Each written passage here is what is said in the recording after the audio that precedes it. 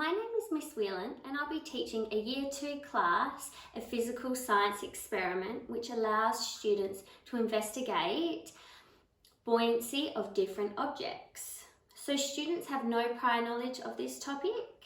The curriculum link is a push or a pull affects how an object moves or changes shape. So have you ever wondered why things float or sink? This may seem like a simple question, but is it really? You might think that heavy things sink and light things float, but is it always that way, and is that always true? So think about a massive ship container that carries thousands of heavy containers across the ocean. They're not light, yet they float. Paper clips are light, yet they sink in a glass of water. Well, we are going to look at that today. So today we're going to be looking at buoyancy. So whether an object floats or sinks is determined by the balance between the downwards pull of gravity and the upwards push of water. So if the upward push of water is greater, an object will float.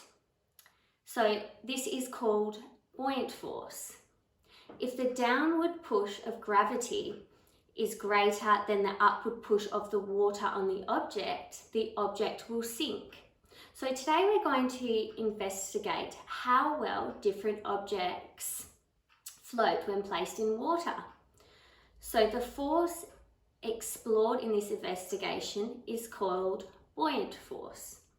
So what we'll need in our experiment today, we'll need 3 glasses of water that have been filled, but you want to leave a little bit of air at the top, and the glasses need to be the same size and the same amount of water.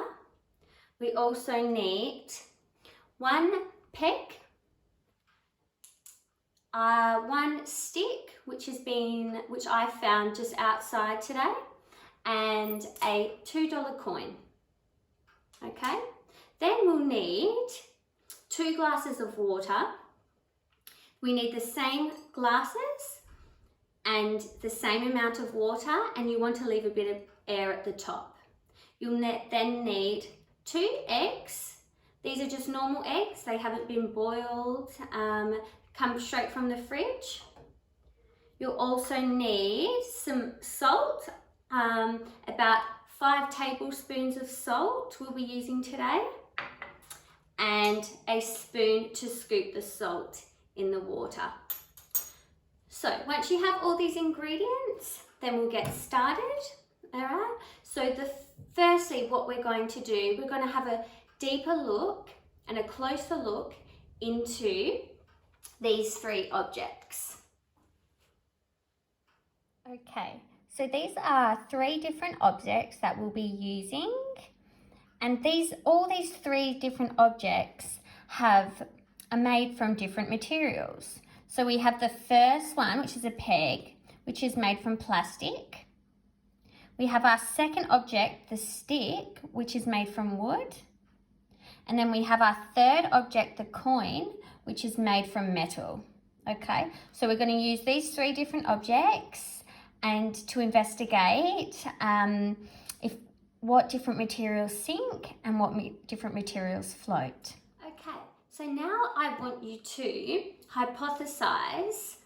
So remembering a hypothesis is an educated guess on what you think is going to happen in the experiment.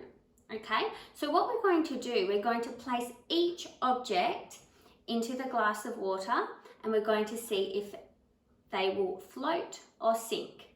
So the first object that we're going to look at today is the peg. So I want you to have a feel. I want you to think, is it heavy? Do you think that the peg weighs more than the water and it will float? So now what we're going to do is we're going to place the peg into the glass of water and see if it floats or sinks. Oh, so see how it went and floated to the bottom? Okay, so this is because the downwards pull of gravity is greater than the upwards pull of the water on the object. So the object will sink. So in other words, the object weighs more than the buoyant force. Okay, so second we're going to look at the stick. So can we hypothesize and think about what will happen to the stick? Will it float or will it sink? Okay, so let's see what happens. Oh, we can see that the stick is floating, so it's gone straight to the top. Okay, so this is because the upwards push of the water on the object is greater than the downwards pull of gravity. Okay, so in other words, the buoyant force weighs more than the object. So when the buoyant force, so that is the push going to the object, it weighs more than the object. So in this case, the buoyant force weighs more than the stick, so that causes the object to float. All right, so we have our last object here is the gold coin. Okay, so now I want you to hypothesize what is going to happen when we place the gold coin into the water. All right, so I'm going to do that now, and it went straight to the bottom of the glass. All right, just like the peg. Okay, so this is because the downward pull of gravity is greater than the upward push of the water on the object. So the object will sink. In other words, the object weighs more than the buoyant force. Okay, so from what we can see here, we see that the peg sinks, the stick floats, and the coin sunk as well. Okay, so the answer has to do with something called density. Objects are made up of tiny molecules. The positioning of molecules affects the density of an object. Objects with tightly packed molecules are more dense than those where the molecules are spread out. So density plays a part in why things float and why some things sink. So objects that are more dense than water sink.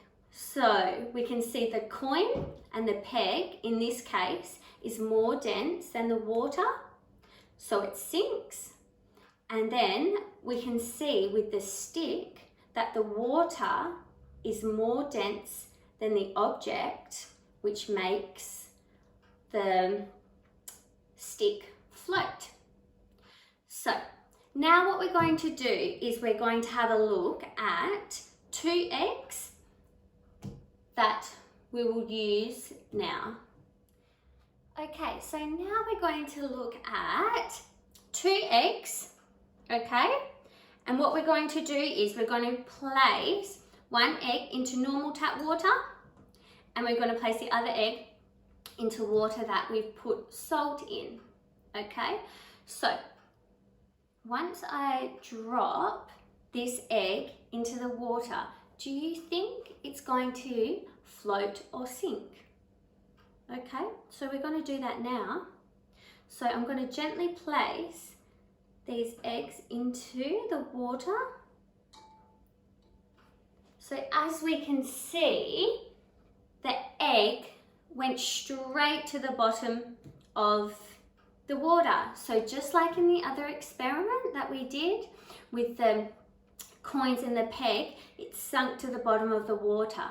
So this is because the downward pull of gravity is greater than the upward push of the water on the object. So the object will sink.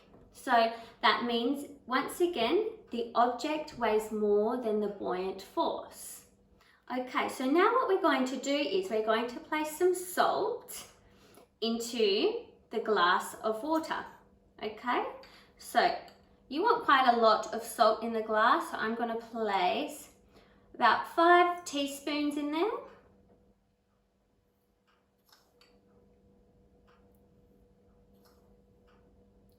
For 5, once you've done that, we'll just put the salt to the side, and you want to give it a big stir, okay?